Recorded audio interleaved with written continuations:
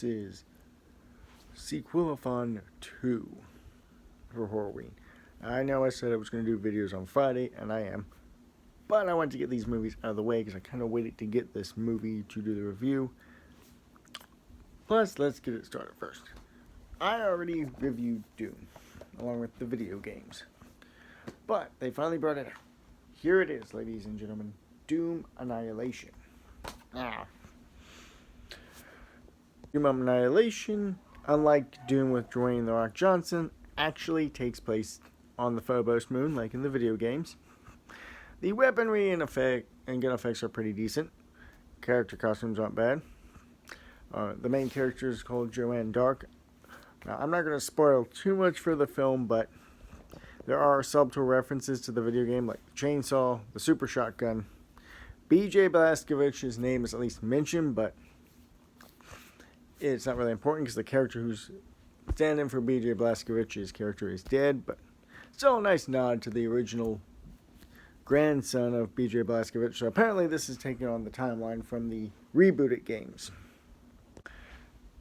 Apart from that, the demons look awesome. And the reason I'm saying the demons look awesome is most of the demons were costumes and practical effects. There was some CGI stuff for the gate, but it actually looked really good. And for the fact that it takes place mostly on the Phobos moon,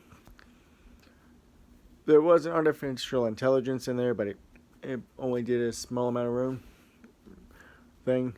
Dr. Protruger is the bad guy. The guy who plays him does a really good job. It follows along with mostly what the Doom reboot is.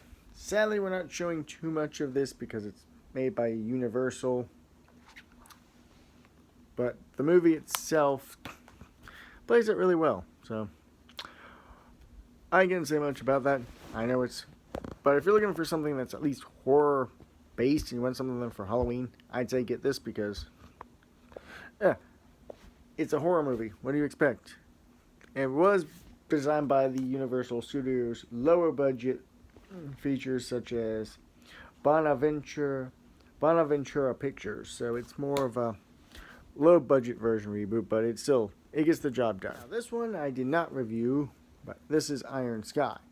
Iron Sky is a comedic movie featuring Nazis on the moon. In fact, this is the director's cut, so I'd like to thank my cousin for getting this for me. This is a nice steelbook director's cut. It even comes with the nice booklet and some bonus stuff.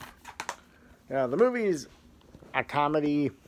Basically, the president ripoff of Sarah Palin sends the guy named George Washington. He's our black comedic relief character for this movie. He does a really good job. He ends up getting captured by the Nazis, who then decide that they're going to invade Earth to get more cell phones.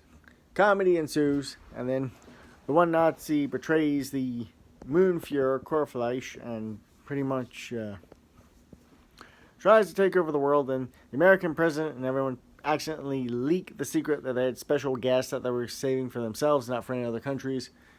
There's a hilariously bad space battle, and you can tell where the budget went. But this movie's good. And the reason is why, because I'm going to tell you about the sequel. This is the sequel that we had to wait for. This is Iron Sky. Looks like the camera decided to mess up. But anyway, Iron Sky, The Coming Race was the sequel to Iron Sky. This movie was crowdfunded by Indiegogo and actually made its money. They were actually able to make this movie. It takes place after the events of Iron Sky, where the Nazis are still there, but apparently a new cult comes in there that worships Steve Jobs.